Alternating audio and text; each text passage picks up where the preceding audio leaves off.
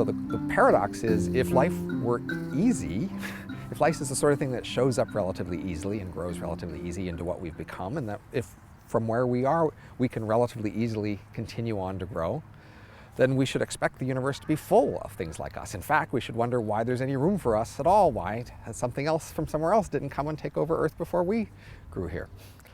The Fermi paradox was a paradox promoted by Enrico Fermi in discussions with his friend Ed Teller.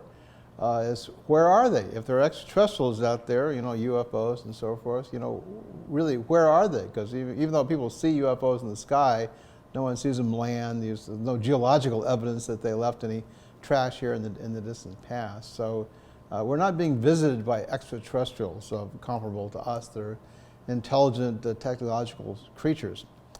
This is why I think the power of the Fermi paradox is so simple. Where are they?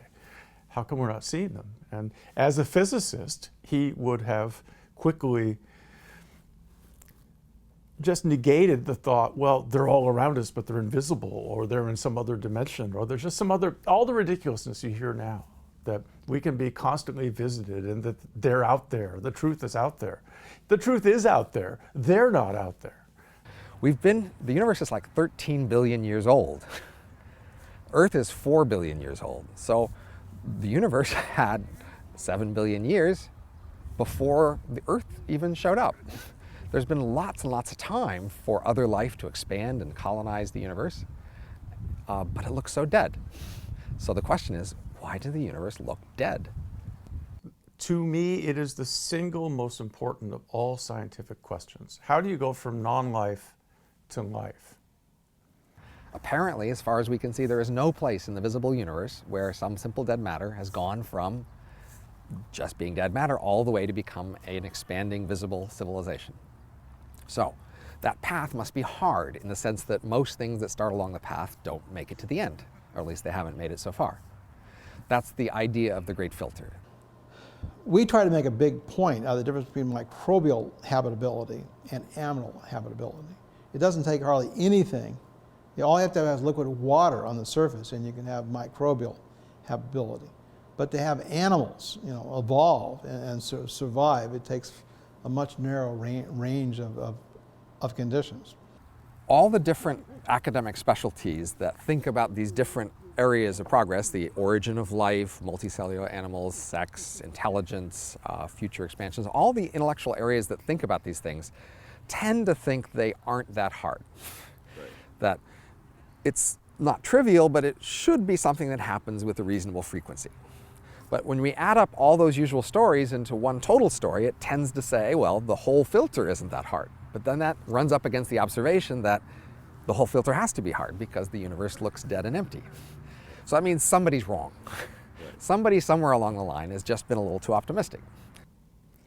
Well, my thought has always been that it's very difficult for any planet to remain habitable long enough to get to complexity. And in complexity, I'm talking about something as simple as a flatworm, an animal, the simplest of animals. It took our planet 3.5 billion years before we got to very complex higher life. What are the blocks on the path that could prevent that? So simple dead matter, for example, could simply fail to start any form of life at all. It could just stay dead. Simple forms of life could fail to elaborate to more advanced forms of life. They could, say, fail to find sexual reproduction and be able to exchange genes. They could fail to find ways to organize into multicellular organisms, to join together into larger units.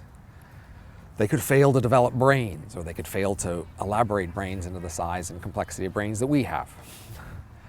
Those are all failures that could happen along the path to, well, at least where we are. And then from where we are, we could fail to continue to grow. We could destroy ourselves entirely, or we could become limited in such a way that we stop growing technically or economically, and we find a stable scenario where we fail to grow. Now, you might not think that's such a bad thing. So some of the outcomes of failing to pass the great filter might be mildly, reasonably acceptable outcomes. We stay on the Earth, we stay at a certain level of development, we never go any farther. But relative to the other option of expanding and growing and filling a universe, it still seems a bit of a shame.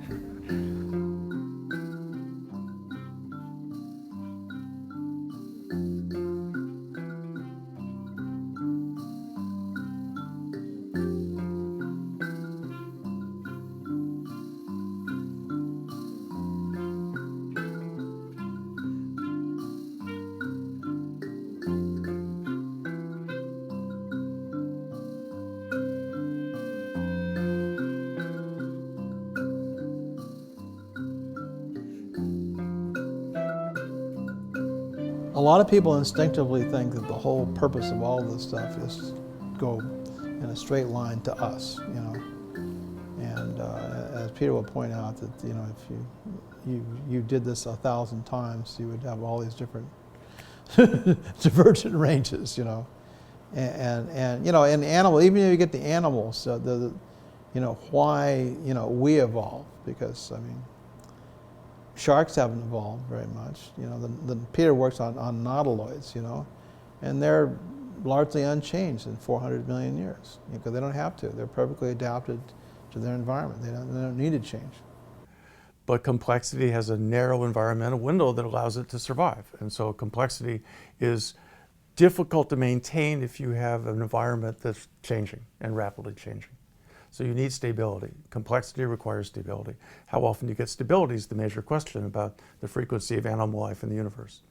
People say, well, we're a typical planet around a typical star, and that's totally wrong. I mean, we're not a typical planet. We're drastically different than all the other planets in the solar system, so we can't be typical. Maybe you need tides, gigantic tides, to make life. So this is hypothesis one now, that tides are important for life. So how do you have tides? Moon. How often do we get a moon? Therein comes the really rare part. Our moon, obviously, in our solar system, is unique. There are other moons, but there's no other moon as large relative to the size of the planet. Nobody else has that. I mean, the Jupiter moons are really tiny compared to the size of it. Getting our moon required a very, very low probability event. Another planetesimal, well, actually a planet, Mars-sized planet, hit the Earth early in time. It spun out our moon. But one effect of the moons on us, besides making lunar tides, is that it's helped stabilize the spin axis of Earth for a very long period of time. So the Earth's spin axis is in 22.5 degrees, and it's stabilized by this big gyroscope orbiting around the planet. When the Earth hit that Mars-sized body over 4.5 billion years ago, the rescrambling of all this, because it produced a smaller Earth and a Mars-sized, came together and produced a bigger Earth and a really small moon. But the chemistry of both places got recycled. Parts of the Mars got strangled together with parts of the Earth, and we ended up having a very thin crust. Venus has a very thick crust. It's so thick, it can't do the subduction. It can't go down through plate tectonics. You don't have plate tectonics on Venus. Did that moon impact, moon-forming event produce the conditions, the Earth-like conditions necessary to produce plate tectonics? And I think you have to have a moon and you have to have plate tectonics to get life as we know it. From an astrobiology viewpoint, the occurrence of plate tectonics is really important. I mean, is it typical for an Earth-like planet to have plate tectonics? Maybe it is. But on the other hand, if we look at our neighbors in space, they don't have it. The concentric layers of the Earth do something else for us that gives us a magnetic field. And without that magnetic field, you're bathed in radiation from your sun.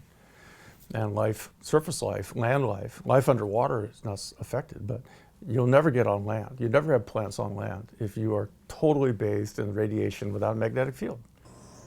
All of these factors, we call rare earth factors, probably none of them, not many of them are really critical, but they are factors. So if you have the factor, well, do you have a magnetic field or don't you have a magnetic field? Well, maybe if you don't have one, maybe you'll never evolve giraffes because of nasty things that happen with the sun and wipe them out. But it's not. You know, if you have this, you can have life. If you don't, you don't. We get certainly undoubted multicellular life. There are some really interesting fossils about 2 billion years that look like life has finally figured out how to put itself together into bigger assemblages. But again, these are fairly rare. And it's not till 1 billion years ago that we see lots of evidence of multicellular, like kelp. You have algae that are out there. So that's 1 billion years ago. Wow, that sounds like that's really old.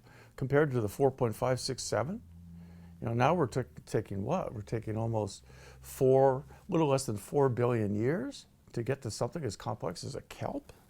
Come on. Probably all the early life on Earth we would consider extremophiles, because they were living in extreme conditions that we could not live in.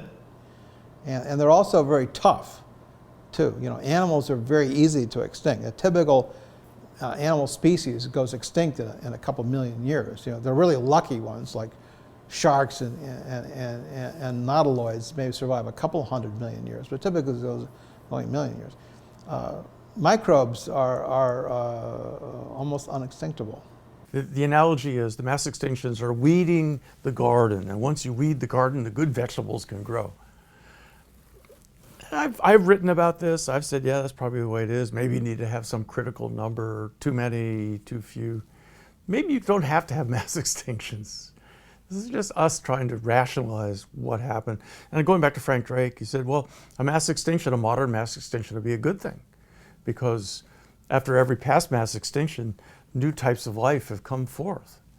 But Frank, the point I was trying to make to him is that there is a dead period, a recovery period of millions of years. Do we want to have planet Earth 5 million years before things crawl back out and start?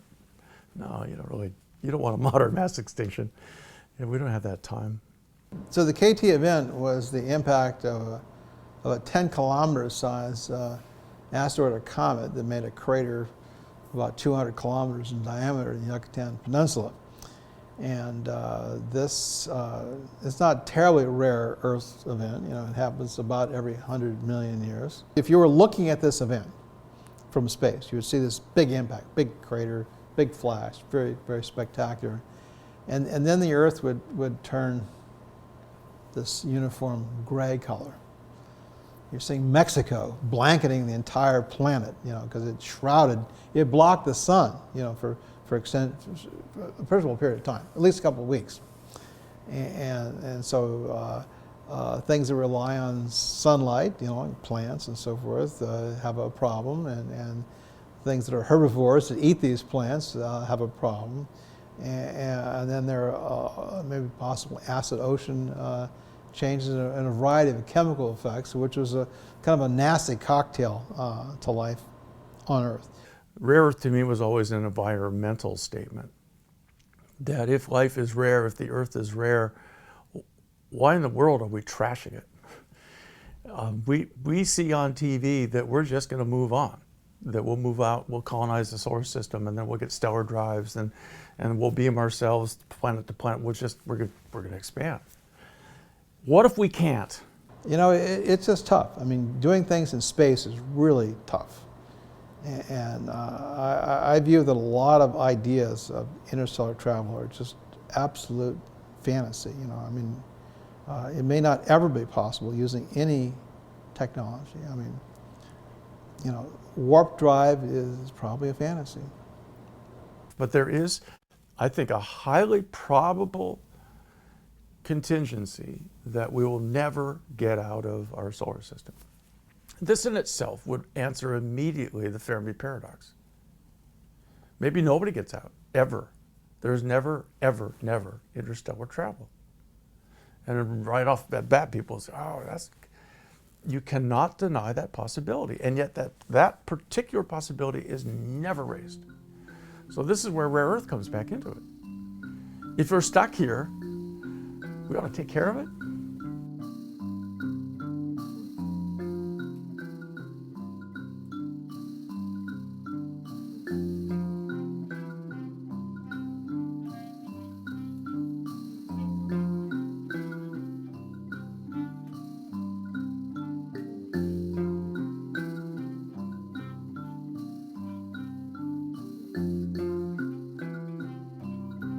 You know, global warming and human-caused climate change is an unhappy accident of there being billions of people on the planet and an abundant fuel source that we're addicted to.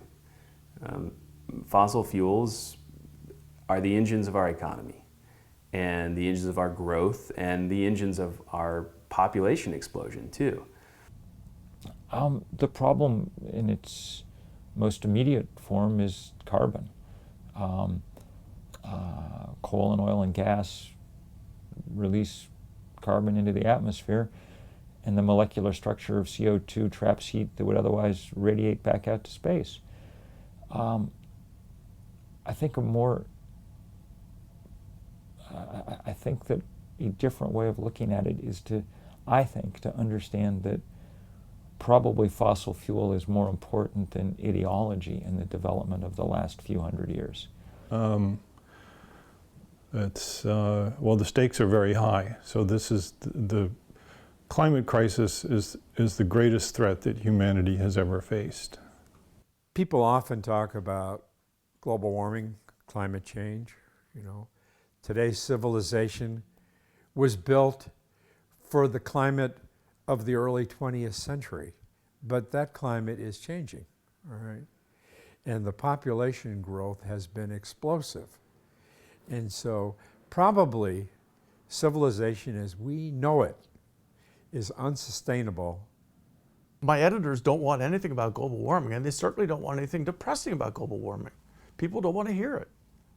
Science tends to be fairly conservative in what it says is true, because you have to, it has to stand up to peer review, it has to stand up to other people doing the same research and making sure they get the same answer.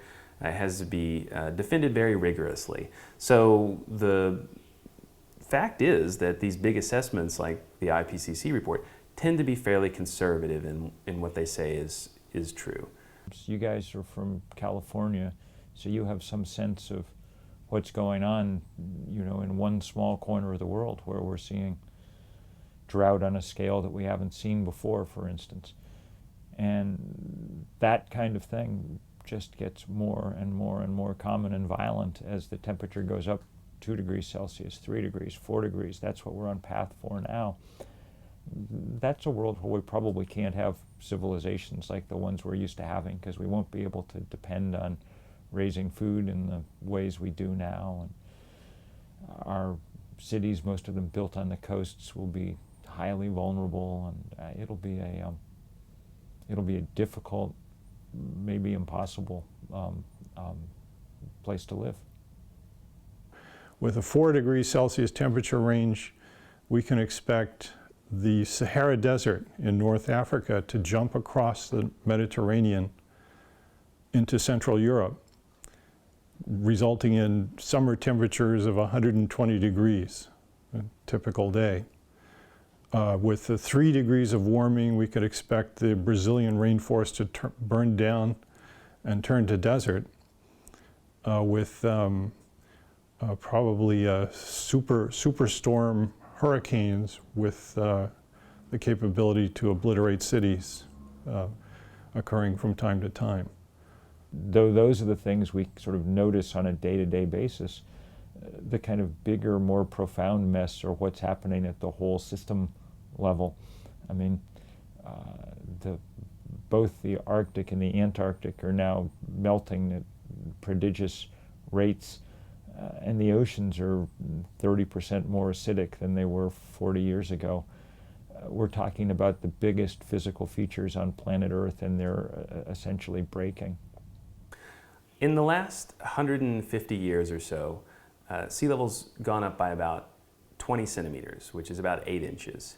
Now that doesn't sound like a lot when you're standing there on the beach and the waves are crashing over your feet, but you have to remember that's 8 inches times 2/3 the area of the planet. So it's a huge volume of water that's been added. People don't understand is how fast sea level is going to rise. Whether it happens 3 feet, whether it happens at the end of this century or even the middle of the next century is irrelevant. 3 feet affects unbelievably the amount of food that can be produced. It doesn't necessarily have to happen all at once. Just like Hurricane Sandy in New York, of course, that wasn't caused by global warming, but it was exacerbated by global warming. Of the 18, 19 feet of storm surge, a foot or so was global warming. Now, that's not a huge impact yet, but if we're looking at 5, 6 feet of sea level rise in the next 100 years, it will begin to become very, very important. So we have harnessed the meager water resources of the West, all right, to sustain this great civilization that we've built here in California. It's amazing. In a semi-arid environment, this is the 6th or the 7th largest economy in the world. The economy of California is larger than the economy of Russia, all right? But we all forgot that it was semi-arid, and we have a long history that's written in great droughts. And it's come back to haunt us here at the beginning of the 21st century. And in this case, the economics are very clear. If you let climate change get any further out of control, the economic damage that it does is on a scale that we haven't encountered before. I mean, the British economist Nicholas Stern tried to did the first sort of full-on global scale calculations and says it looks like unabated global warming is more of an economic hit than World War I, World War II, and the Great Depression combined. Okay, so we know what we're trying to avoid. Why is this drought so much more severe than what we saw in the mid-1940s to the early 1970s? Well, the population of California has quadrupled since the 1950s and the 1960s. Right?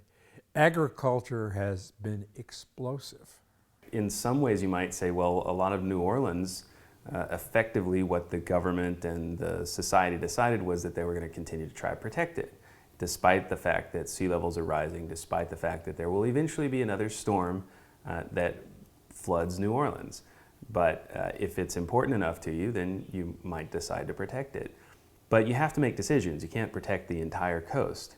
And so what areas are we going to protect and what areas are we going to let go of? Those are questions we should be answering right now.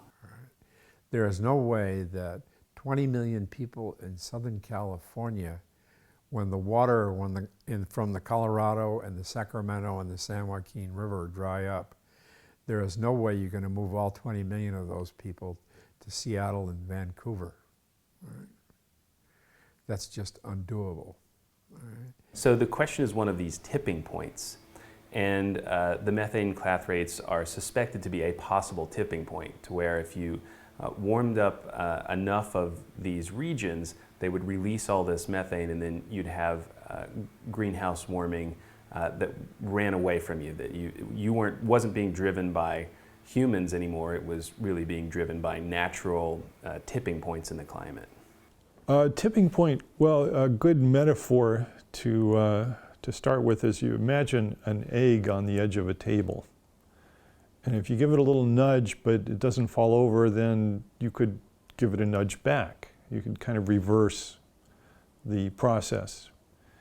But if the egg is right on the edge of the table and you give it a nudge and it falls over and it breaks, then your table and egg system is in a different state, and it can't be reversed. Right, so there's a sudden change. You crossed a tipping point when that egg fell over. Well, something like that exists with aspects of the climate and the climate as a whole. Not yet. We haven't yet so destabilized the Arctic that we should give up the fight and go on. CH4 is obviously a problem, like CO2. And it's a difficult problem because with CO2 we have our hand on the thermostat. We can turn down the amount of carbon that we use. If we let things heat to the point where we're getting really huge volumes of methane, we have no control of that thermostat. So that's all the more reason to move very fast. To me, the biggest problem on the planet is the population problem. And no one talks about it, really, hardly anyone talks about it, and no one's come up with a solution. Yeah, you think it's hard to talk about carbon dioxide politically, talk about population control politically. That's almost impossible. But there actually are some great tools for it. Education, giving women a choice over when and how many children to have, has been shown to actually lead to population reduction. So the solutions to that one might be good whether you're interested in population control or not. It's a really huge problem, and I mean, the global warming would not be such a big deal if we had kept our population, around 1 billion people or so. More people, more energy requirements. Everybody wants to become part of the middle class, growing affluence, growing technology. So it's not just population. You have to take population all right, and multiply it by affluence. You can't tell the rest of the world they can't be affluent, all right? You can't tell the rest of the world that they can't have an iPhone. Our technology is totally dependent on fossil fuels. You know, we would have never made it to where we were without this gift from nature, with this huge supply of fossil fuels. And I don't think we should feel guilty about it, because it's you know, it's nature provided, and we would probably still be, you know, Stone Age without it, without, you know, developing iron and so forth. But it's almost a predictable consequence of development of life like ours on a planet, that we get to the point where we're overproductive in terms of population growth, and we also consume all of this burnable material. And ultimately, you know, we have to transition to a society that does not use fossil fuels.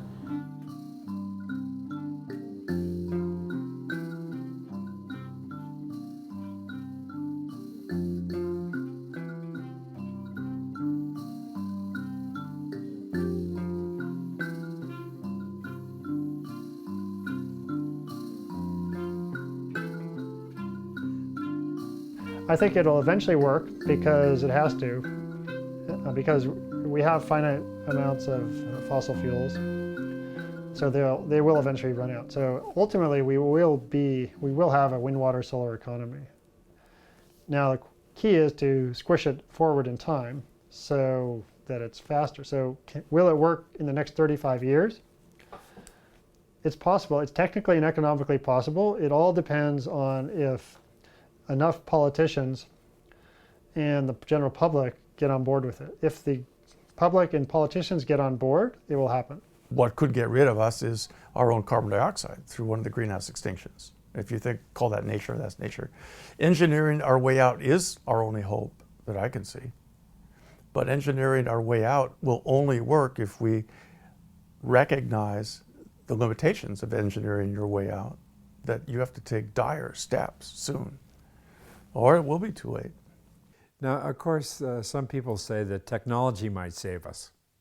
All right. Well, that's true, but in a sense, technology is also part of the problem.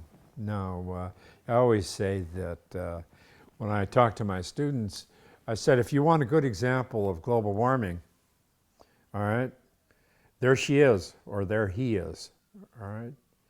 This is the poster child for global warming. Just think of all the water, natural resources, and the energy that go into cell phones. There's no way to avoid using fossil fuel in the world in which we live. That's why the job is not to spend all your time and money perfecting your own household. That's why the job is to transform the way we live, the structures in which we live. My roof is covered with solar panels. I drive an electric car. I eat close to home, all those kind of things. But I try not to fool myself that that's solving the problem. It isn't. This is a structural and systemic problem. That means the answers are structural and systemic. That means by far the most important thing that an individual can do is not be an individual. Join with other people in a movement large enough to move those systems and structures. And if you have time left over after that to change your light bulb, then by all means. We look at each energy sector: electricity, transportation, heating, cooling, and industry. Then we try to electrify each sector and power that electricity with wind, water, and solar power. And we find from doing that that we'd reduce power demand just by electrifying everything and using some hydrogen. We would reduce power demand overall in California by about 44%, because electricity is so much more efficient than combustion or burning things. Technically, it's possible to do it. The strides that the engineers have made in the last 25 years are astonishing. The price of a solar panel has dropped 95%. That's an astonishing gift, and one that if we were to take full advantage of, we'd be able to make not a painless or costless or easy transition, but it's a transition we could make. That we're not doing it at anywhere near the scale we need to is a reflection of the power of the fossil fuel industry to get in the way of that transition.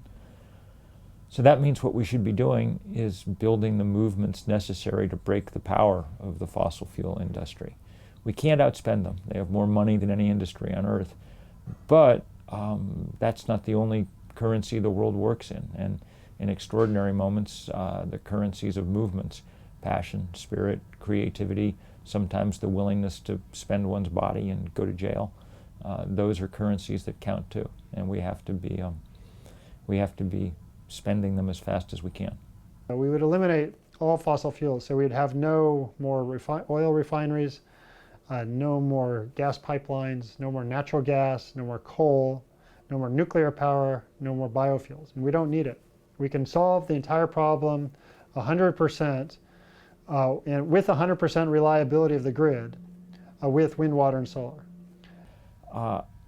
We're building that movement. I don't know whether it's big enough yet, but we have to put it into action, which is why we're confronting the fossil fuel industry wherever we can on new infrastructure projects, on their financing through things like divestment. I guess the grand plan, if there is one, is to try and hold down the fossil fuel industry as best we can, to freeze their expansion, a fossil freeze, and at the same time work and hope for a solar thaw. Personally, I think a carbon tax is a good idea. It's a good start because we don't pay the cost of the carbon we add to the atmosphere.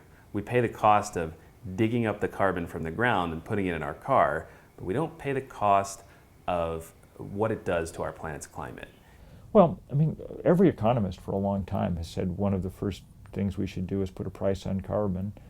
Clearly, and the way to do it is this fee and dividend scheme where you put a big price on carbon and then rebate the money back to everybody, because if anybody owns the sky, it's us, not Exxon. That would help. We need a crash scale, World War II scale kind of program to put solar panels on every south-facing surface we can find, to put windmills where there's wind. We're technically capable of doing it, but it's going to take money and will to make it happen. Now, to actually get the thing implemented, though, you need capital. So you need capital to buy all the devices, just like you would need capital to buy devices for fossil fuels and plants. And that capital cost would be on the order of about $15 trillion in the United States. And again, though, you have to look at how that cost is spread over time. So this is between now and 2050, we would have the whole infrastructure up. And I would be working hard to make sure that we were transferring sufficient resources north to south to allow this transition to happen where it's needed most in the poorest countries of the world. These guys need more energy, unlike us, and it's now entirely plausible for them to get it from clean sources, but they need help, technology to make that happen. In the negotiations at Paris this year, probably the most important question will be actually not over targets and timetables, it'll be over financing for the transition in poor parts of the world. Those are decisions we have to make together as a society, and the answers are not in the scientist's pocket. Right. We don't have the answers. We can tell you about the ice sheets changing, but we can't really tell you what a carbon tax is going to do to the economy. Right. So remember that when I talk about this, I'm just another citizen. But the fact is that I think we have to begin to try those kinds of things because we're probably going to mess up along the way as we try them. But that's not a good reason to do nothing, right? The alternative of do nothing is the worst thing we can do.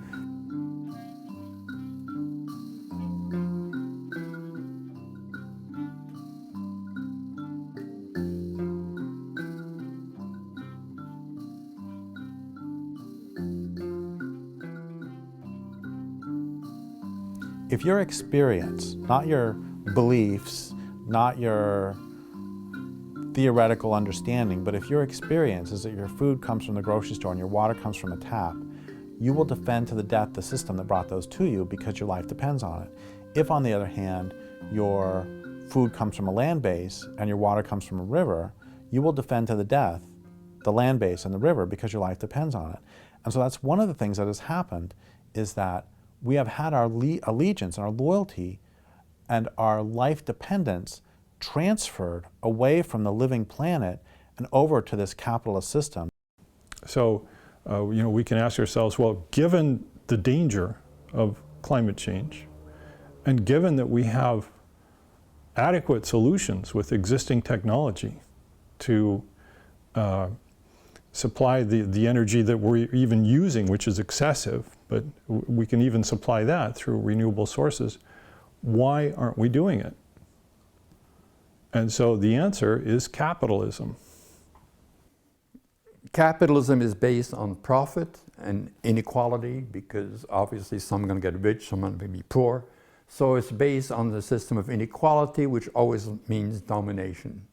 So it is a rule of money. And as the ancient Athenians knew, which many of us apparently don't know, the rule of money is not the rule of the people. Democracy means the rule of the people. Oligarchy is often the term used for the rule of money. Oligarchy means the rule of the few, literally. But Aristotle explained the wealthy are always the few, and the poor are always the many. So the rule of the few is the rule of the wealthy. Our lot in life isn't due to God's will. Instead, it's the market forces.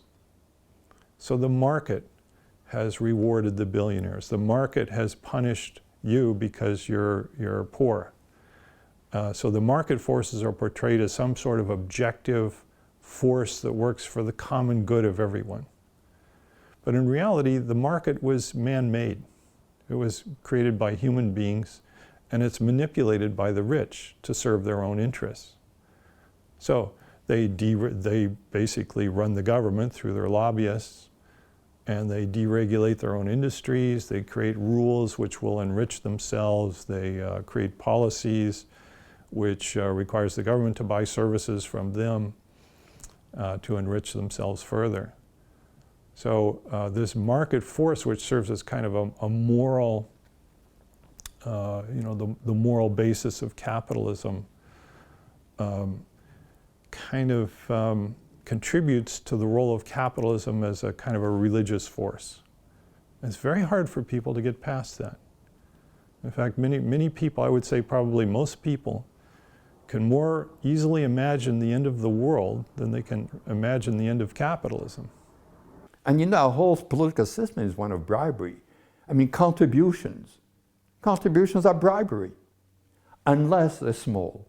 If I give $5 to a senator, obviously I don't think I'm going to have access and control, and so that's not bribery, because I'm not going to get anything for my $5, and I know it. And same people who give $10, but the people who give thousands and thousands, this is bribery. I'm saying I'm giving you money if you pass the laws I want. But it's legal bribery, though some of it is illegal too. Congress is a perfect reflection of who paid for it. I mean, it's when there's a vote on something like the Keystone Pipeline, if you tell me in advance how much money each of these guys got from the fossil fuel industry, I can predict with unerring accuracy how they'll vote. It's a better predictor than party identification or region or anything else. But there's also a lot of just pure misinformation put out there. There are groups and organizations, often funded by oil companies, who make it a business to collect information, distort it, and submit it out to the public. There's no shortage of folks like that. So there's a lot of disinformation out there as well. As we switch off fossil fuel, we will be moving in interesting new directions. The sun and the wind are omnipresent but diffuse. We all have some, and that means that we can power ourselves close to home. We're no longer dependent on the richest people in the world who became the richest people in the world because they happen to live over deposits of coal or gas or oil. we begin to upend the balances of power. I mean, the richest man in the world is the two Koch brothers taken together, an oil and gas fortune.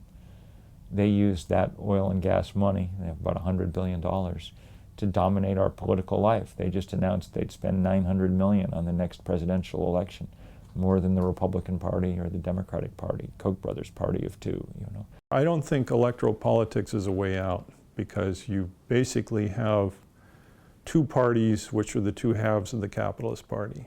They both serve Wall Street. They both serve the same masters. The problem with climate change is that it's not, in the end, a political adversary. It's not Democrats versus Republicans or industry versus environmentalists. Those fights are important, but the basic fight is human beings against physics. Physics is a poor negotiator, isn't cutting us any slack. Don't get points for spin, you know. This culture is systematically and fundamentally, and I would say psychologically and psychopathically, based on a refusal to acknowledge or accept limits. And there can be no limits on, I mean, the whole point of this culture is to boldly go where no man has gone before. And there can be no limits on so-called technological progress. There can be no limits on the number of humans there are. There can be no limits on our influence over the planet. There can be no limits on, essentially, on our behavior. And, you know, I've thought a lot, and I've written a lot about cash and money. I've written some about it. I think money is really interesting in that, let's say that I'm going to attempt to acquire resources and we don't have a cash economy, and I'm going to acquire, say, all the fish. The thing is, the fish are going to rot. But there's a great thing about money, which is it doesn't rot, and you can accumulate infinite amounts of it. And because it's entirely abstract, it means you can keep accumulating essentially forever. Even if you were going to try to accumulate gold or something that doesn't rot, there still is a physical limit as to how much you could get. There's 5 times as much carbon underground in known proven reserves around the world as we can afford to burn without going over the 2 degrees Celsius limit that I mentioned a little while ago, and which has been embraced internationally as a sort of a red line not to cross. That means we would have to leave at least 80% of it underground, untouched. Well, how much is that 80% worth? Well, it's around $20 trillion, give or take. So does anybody seriously believe that Wall Street is going to give up $20 trillion just to save the planet? Fossil fuel industry gets huge subsidies and has for a couple of hundred years. So they have this huge built-up pile of money, infrastructure. And, you know, you can list sort of the easy ways in which they get subsidized, you know, the oil depreciation allowance, you know, all those kind of things. The biggest subsidies are things like they're allowed to use the atmosphere as an open sewer for free, unlike any other industry. And they get all the rest of us to pay for defending the supply lines. I mean, you know, nobody's under any illusion that we would have bothered to go fight wars in, you know, Iraq and places like that had there not been oil somehow involved in the whole equation. If this was a nation that ran on solar energy, what would we care about Saudi Arabia? So, guys, whatever. Have you ever noticed that when you look at any article in the mainstream press about the extinction or about the endangerment of some creature, it always has to come back to its economic value? Every time there'll be these extraordinary articles about, like there was one about how basically the deep oceans, even the deep oceans, are being significantly harmed by this culture. And after talking about that for a little while, it said, well, it may not seem like they have commercial value, but there are commercially valuable fish down there. It's like, for God's sake, you're talking about the vast majority of the space of this actual planet This water planet is being harmed by this culture, and the only thing you care about is how it affects your pocketbook. Part of the problem is with the tremendous voracious appetite we have for stuff is that we're decimating much of the plant life on Earth, and particularly deforesting in Southeast Asia, Indonesia, in the Amazon and Africa. And so people forget, not to get too complex, but fully 20% of global warming is deforestation, because that CO2 is no longer being taken up by the forests that we're consuming for toilet paper in China. What we need to figure out is, the biggest challenge, therefore, comes in places with relatively stable populations like China, but who are starting to consume like Americans, okay?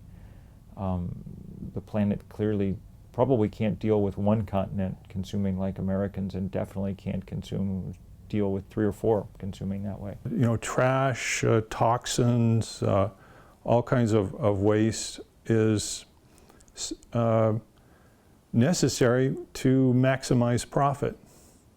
So when things are produced, it's cheaper to produce them without protecting the environment than it is with protecting the environment. There's 100 billion tons of junk mail each year in the United States alone. And that junk mail, which we all, we pick up in the mailbox, we toss it in the trash as soon as we walk in the house. That 100 billion tons of junk mail generates 51 million tons of greenhouse gases each year. So it's all over the place. Overproduction, waste, it's endemic to the capitalist system. Many states in the United States are facing the choice between clean drinking water and fracking. And this was presented, according to the article, as a dilemma. And they said scientists' response to this are mixed. It's like, are you kidding? It's a dilemma to choose whether to have drinking water that you need to survive or fracking. That's how much these techniques control our lives. That's how the Japanese energy minister can say that, oh, we can't imagine living without electricity. The electricity is in charge. It's no longer us in charge. So the first thing to observe about green capitalism is that it has been a failure, and a spectacular failure so far. So even with the advent of solar panels and wind turbines and green products of all sorts, global carbon emissions keep going up. Somewhere in the last, say, 20 to 30 years, environmentalism has had a dramatic shift for the worse. And it used to be that environmentalism was really about protecting places and beings, various, somebody would love salmon, they try to protect them. Somebody else loves the Grand Canyon, so they try to protect that. And somewhere along the way, it shifted from being about protecting wild places and beings to sustainability. And sustainability doesn't mean sustaining the planet, it means sustaining this culture that's killing the planet. It's true that an electric car is less polluting when you drive it. It's much more efficient, especially if you supply the electricity from renewable energy sources. But it turns out that about half of the carbon footprint of a car, that is to say the amount of carbon released into the atmosphere by the existence of a car, comes at the point of manufacturing the car. So electric cars have a carbon footprint too through their manufacturing. They're better than the gasoline cars, it's true, but because of the nature of capitalism, because of its need to expand and find expanding markets, the selling of these cars in China and India and all around the world is likely to make things worse rather than better. What we really need is first-rate mass transportation systems. It's like, what do salmon need to survive? What they need is for industrial logging to stop, they need for industrial fishing to stop, they need for the murder of the oceans to stop, they need for global warming to stop, which means they need for the oil economy to stop, and they need for dams to be removed. Those are all straightforward technical things. Does that mean they're easy? No. But they're straightforward technical things. When people say, I hope salmon survive, what they're saying is, I hope salmon survive without a stop to industrial logging, without a stop to industrial fishing, without a stop to, without taking out dams, without a stop to global warming. We can say the same thing about global warming. When people say, gosh, I hope global warming doesn't do this, it's like, what will it take to stop global warming? Well, the industrial economy needs to stop. So if we really want to reach zero emissions across the world, that's going to take extraordinary measures that go far beyond just renewable electricity generating plants, solar panels and wind turbines. So even if we generated all of the world's electricity through renewable sources, we would still be killing ourselves because only about 25% of the global carbon emissions come from electricity and heating. The other 75% comes from other sources. So it comes from a variety of other sources. It comes from industry, it comes from transportation, it comes from agriculture and land use. So the changes have to go across the entire global economy if we're serious about staying below 2 degrees Celsius by the end of the century, and certainly after that too. So that means industries are just going to have to be shut down. It's not just the oil, gas, and coal extraction, but manufacturing of all sorts, paper products. The third biggest industry in the world is packaging, after energy and food. So think about all the things that you buy that come in boxes that are too big for the thing that it holds. That's part of marketing. They make the boxes bigger on purpose so it looks like there's more stuff inside. So all that stuff you throw away. You buy something in the pharmacy or the grocery store or something, and there's all kinds of paper you throw away. I mean, all kinds of industries like this, wasteful industries, just have to be shut down or scaled way, way back. And other industries have to be open. So there's really no way around socializing the major industries and coordinating production with, with a view towards the carbon emissions that these industries cause. And this is now it's not really a moral imperative so much as a survival imperative. What is socialism? So socialism is, at least the Marxist kind, is that you cannot have real freedom if you're a slave or an underdog or a servant. So you have to abolish class distinctions.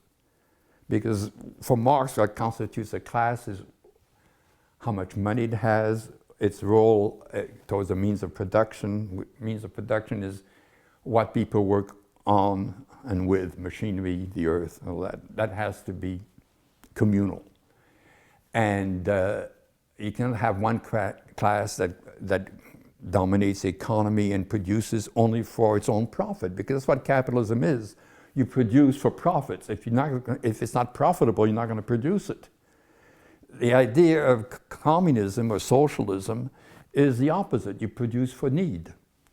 What human beings need, then you manage to produce. And what are luxuries or superfluities or things, or needless armaments, you don't produce that, because it's not a question of profit, it's a question of what human beings need. I don't think capitalism exists because, inevitably, because of human nature. I think that there's a range of behaviors in human nature, and that range is manifested not only in a single individual, but across the entire population of human beings. And what capitalism does is it rewards the worst aspects of human nature. So it rewards greed, it rewards aggressiveness in pursuit of the greed, to the extent that wars are almost unavoidable under capitalism. Now, I'm not saying that capitalism causes all wars, because there were wars before capitalism existed. But there are certain kinds of wars which are almost unavoidable under capitalism, and those are resource wars. So, for example, the US invasion of Iraq in 2002 was for the oil. And we saw you had a wonderful passage about what would think of a society where the interest of every man is opposed to the interest of every other man, where the good luck of every man requires the misfortune of a fellow man. And if I can only win if you lose, then what kind of attitudes are we going to have towards each other? So capitalism engenders animosities and hatred and stifles any compassion. I'm sorry, but I have to destroy your forest, but it's profitable. I don't care where you'll live afterwards, that's not my problem. So when money, in fact, I quote Rousseau again, he says, when profit is the only imperative, it is always more profitable to be a rascal.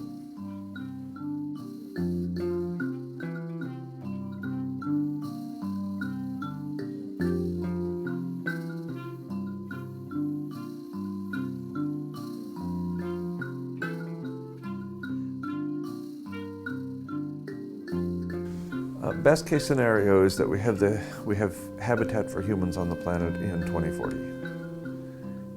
That's the best case scenario for humans. Best case scenario for non-human species and for humans in non-industrial cultures is complete collapse of industrial civilization as rapidly as possible. Our planet can, and the human beings on this planet, can survive more or less intact with many of the technologies that we admire right now intact, using renewable energy resources, primarily solar and wind and maybe tides and so forth, but only if the population of the world is reduced by 90%.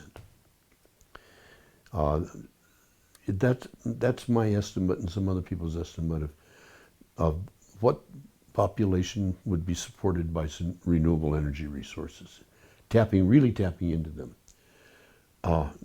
But you know, you can lose 90% of the population over a couple of centuries just by cutting way down on the birth rate. What do I think is going to happen? What do I honestly think is going to happen? I think this culture is going to continue to grind away until there's nothing left but ashes and dust. And we also famously have this global warming technique, which commonly people say the end of the world. It's not the end of the world, you know. I mean, it's a problem. It's a huge problem for us, and a huge problem for civilization. But it's by no means the end of the world. The world doesn't care. The world will totally recover from all of this. I mean, I assume we will burn every drop of coal in the planet. And we probably won't do all of it, but a large amount of it.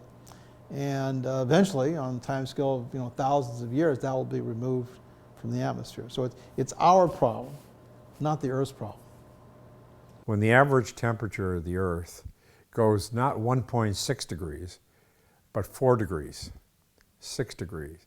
If it goes to 10 degrees, much of the Earth will be uninhabitable, all right? So at that point, you can definitely put your head between your legs and kiss your tuchus goodbye.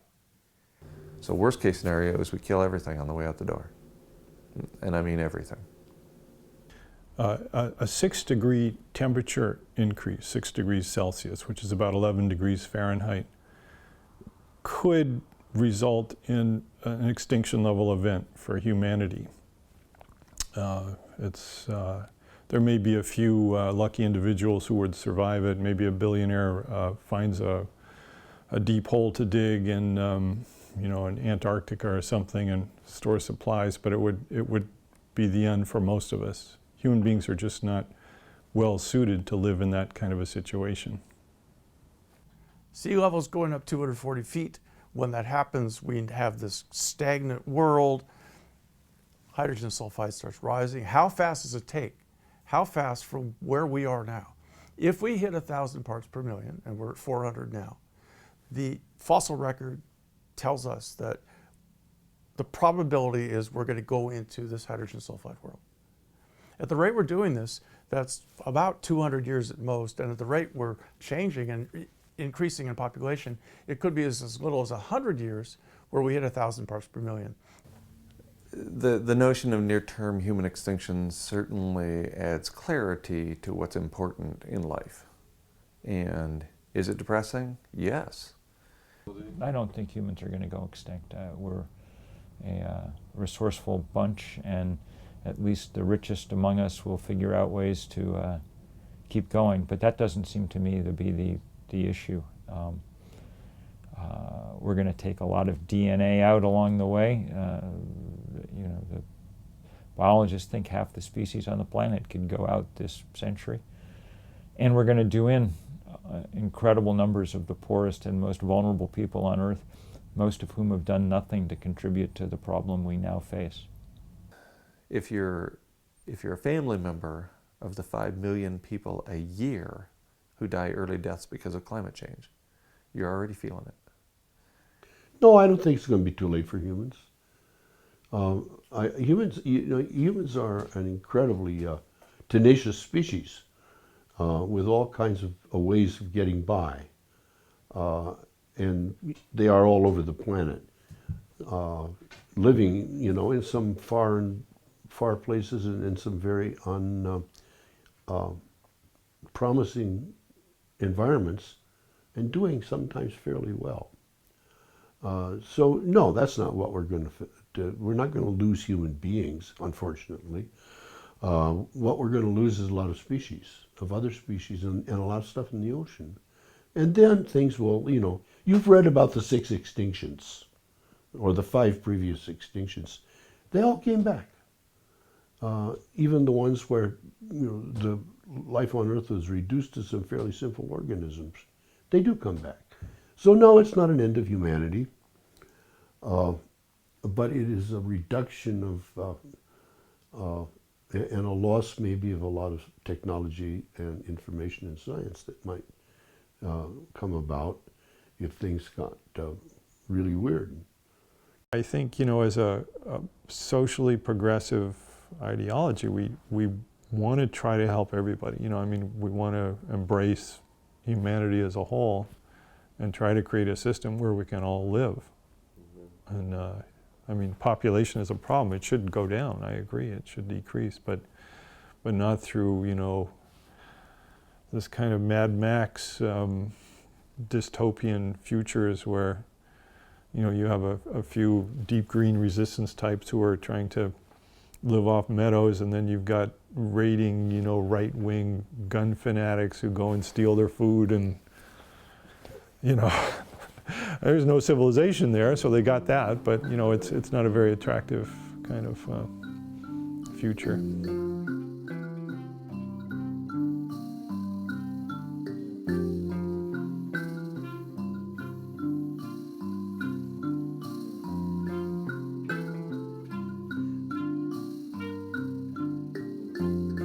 One also has to look, underfoot and on their back, in their backyard, to say, well, what are the environmental problems? They are not the same here as they are in East Asia, where, or many other parts of the world, where environmental problems and social problems are right in your face all the time. They're not in our face here, which is why so many Americans go about their lives heedlessly at the moment. But the changes that are coming seem to be pretty inevitable. When you have sustenance level living, you are not thinking too much about major global problems. You're worried about your kids. It's too many kids, too many mouths to feed. Parents will do anything they need to do to keep their kids fed. Now, from day to day, most people are just trying to survive, trying to put a roof over their head. All right. Their education level is not necessarily high. Doesn't mean their intelligence is not high. All right. But how much time do they have for global warming? When they're trying to feed their family, look for a job in a sinking economy. All right. Fighting off Al Qaeda. Poor people there in the Middle East, and so you have to. To us, it seems the most compelling issue. But for most people, there are many, many issues. All right. But remember, this issue will tend to override everything else and guide all the rest of these issues? Yeah, we don't know how much longer before we have such disasters in floods or droughts or whatever, which we're already starting to feel. And whether that can be counteracted in time, that's a very iffy question. And so it's hard to be optimistic, but we have to act as if something can be done, because we can't just lay back and let the disaster overwhelm us. It looks to me like there's still time. There's 20 years or so where we can really try to turn things around and save ourselves. And I can't think of anything better to do than try. If you just take the point of view that we're doomed, then, why get out of bed in the morning? Why send these emails saying that we're doomed? It's, if there's really literally nothing that can be done. It's both it's an unprecedented threat, but it's also an unprecedented opportunity, because it has the potential to bring us together. It intensifies all struggles for justice, economic, ecologic, civil rights, human rights, you name it. Every issue out there is intensified by the climate struggle. I think that if we change our culture to the point where people are really concerned about climate change and understand that it's completely possible to address it and deal with it, then I think the politicians will probably have no choice but to follow. I think the hopeful analogies in our time are the ways in which things like gay marriage became quickly, went from being impossible to contemplate to being so obvious that only the most troglodyte stand up against it. This is harder because there's more money involved, but the stakes are high enough that it's worth the fight to find out if we can do it. So things can change. If you look back in history, things don't change gradually, they change suddenly. Like take the American Revolution, that was a sudden change within the British Empire, or the Russian Revolution of 1917. Things can change much faster than you imagine. And because of that, it's very important to have ideas out on the table for the aftermath. How do we get from here to a global Green New Deal that solves the climate crisis and the economic crisis in one fell swoop? We do that by standing up and using the residual, the vestiges of democracy that we still have. We still do have a democracy. They do everything to tilt the playing field. One of the problems with environmentalism is I think a lot of us don't know what we want. Do we want this culture to continue? Do we want for there to be photovoltaics on every rooftop? What do we want? And I'm very clear what I want.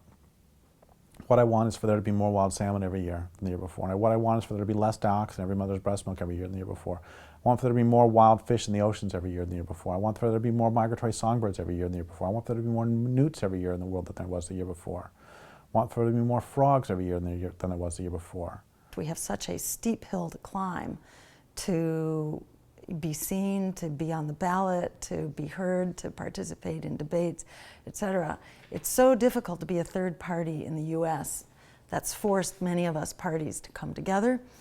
So the Greens have sort of encompassed a broad agenda of the left and of independent politics to some extent, of libertarian and civil liberties kinds of thinking as well. There's no reason that we couldn't have all kinds of social services. I mean, especially in the United States, we have the productive capacity to give everyone free medical care, free education through the PhD level, mass transportation, as I said. We can make sure people have places to live. All this is easily within grasp of our productive capacity. And we could do this with a low carbon footprint. Fewer emergency room visits, fewer hospitalizations, less respiratory illness, less cardiovascular disease, less asthma, and temperatures will be more stable on a global scale. When people realize these benefits, in addition to the direct financial benefits of stabilizing energy prices and the job creation, they'll be on board. So I think right now it's more of an education issue because most people just aren't aware of what is possible. We need to put people and planet over profit. You know, I think sort of fundamentally that's what eco-socialism is about. And I think that is also fundamentally what the Green Party is about. That if we want the planet to survive, we need a political and economic system that puts people, planet, and peace over profit. And right now we don't have that. I just had an email from Lawrence Ferlinghetti the other day. He said, I think the answer, Gary, is a civil, ecological socialism. So you have to put some other label with socialism to say that socialism might work. The resistance to socialism is not necessarily a bad resistance. It's a resistance to too much organization of the state by people who are not tuned into what everybody else is thinking and doing. So it is the most universal moral rule. And it often has a religious basis, but there's no reason why it can't have a secular appeal. So in that sense, it's universal. And what it tells us is not to treat others in the way we don't want to be treated. So if we want good schools for ourselves and our children, we should want good school for our neighbor. If we want medical care for ourselves, we should want medical care for others. If we don't want to be treated like animals and sub-living wages, we should not want to treat anybody like animals and sub-living wages. So that's what socialism is, a demand for equality, for humanity. Operatively, the real problem is the control of big money over our political discourse and over our communication system, because they're forever putting us into pigeonholes and trying to fan the flames of combat between us. But you know, I've worked with libertarians quite a bit. In fact, we now have a joint legal case against the Commission on Presidential Debates to try to open them up. I don't know what sort of system we'll have all at the end of it. I anticipate we'd still have markets and things. I don't think we're going to have a centrally planned economy. The idea, Mark, that you can only have a transformation, a revolutionary transformation of a society through revolution is essentially correct. I mean, we said that's terrible, people should find a way without, we didn't find a way to start without revolution. And we didn't abolish slavery without a civil war. And England has its own civil war to establish its parliamentary system. France, we all know, had the French Revolution, the Russians had theirs, the Chinese had theirs, the Cubans had theirs. Confrontation. Education's good, but best education's accomplished often in confrontation with the powers that be. The point is that it's not this culture that's hitting bottom, it's everybody else hitting bottom, as this culture is addicted to its power over and addicted to these authoritarian techniques, addicted to its technologies, addicted to one of the pro-slavery philosophers in the 1830s wrote that the reason that they couldn't get rid of slavery is because how else would they get the comforts or elegancies on which their entire way of life is based? And that's really what the arguments against bringing down civilization come to, is that we'll lose our comforts or elegancies. And that's not a good reason to kill the planet. I think that going to jail, for me, it's no fun to spend a few nights in jail, but it's not the end of the world. The end of the world is the end of the world. He says, anarchism or anarchy. Anarchy means real disorder. Anarchism means, actually all it means is societies without the formation of the institution of the state. So what it means really is self-government. I think complaining about capitalism as a destructive competitive system comes from our intuitions that the forager way of life is the right way of life. We evolved as foragers, and deep inside us is a forager still who wants to live in a world like that. Foragers lived in small communities of 20 to 50 who shared food, who shared resources, who made communal decisions and decided where to go when. But you were free to leave, and so that was nice. But you know, in order for humanity to become larger and more powerful, we had to adopt behaviors that were not forager behaviors. Religion and other forms of culture pressure came in to help us do these things, but at some level we're aware that they aren't natural and they aren't what feels right. And then there's Marshall Sahlins' groundbreaking study called Stone Age Economics, in which he said a number of the hunting and gathering cultures of the Upper Paleolithic were the original affluent society. They only had to work about 20 hours a week and get the food and the materials that they need to live. We didn't have a city on the planet until a few thousand years ago. A city, by definition, is an area in which humans are overshooting their land base. They require water and food and sometimes clean air, and in today's case, fossil fuels, to be shipped in to within the city limits. So we all rely upon several acres or several hundred acres for our own survival. You live in a city, you just don't know it. There's a lot more in the world than people who are don't even remember what it was like to have an outhouse, you know, and they think I couldn't live like that. Well, of course, you can live like that. There's all kinds of ways that people have lived and done very sophisticated little things as they did it all the way through. Does our founding document for this country say life, liberty, and the pursuit of electricity? No. We lived for 2 million years. We lived through the early 1960s in this country, in many places, without grid-tied electricity. The rural South didn't have electricity, grid-tied electricity, until the 1960s. And there were no solar panels. What I have been working toward is to try to develop an anthropological humanist perspective on history.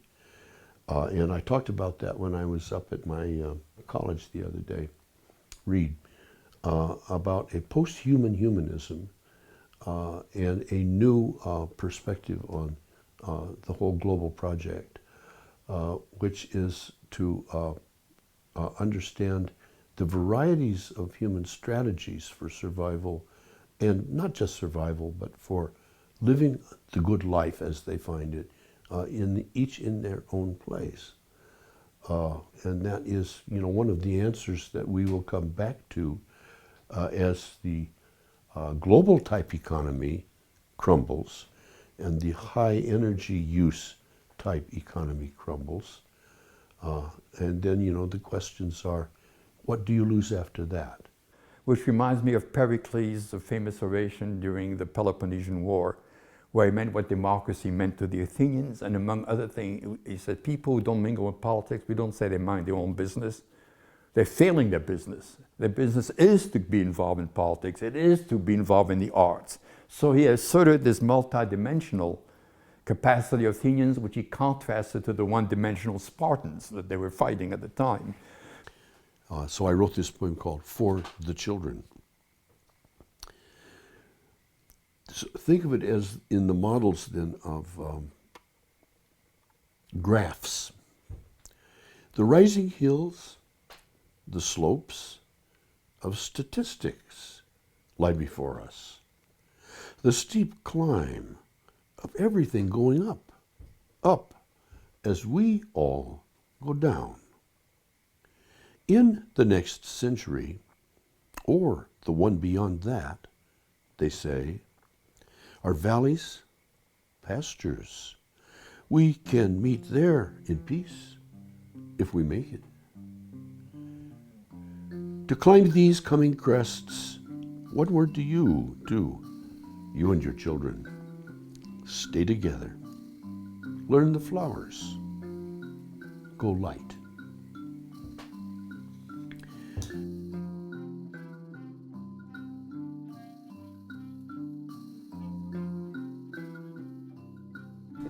My name is Robin Hansen. I'm an associate professor of economics at George Mason University.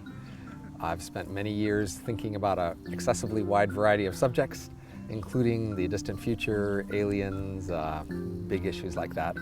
So I'm Don Brownlee at the University of Washington.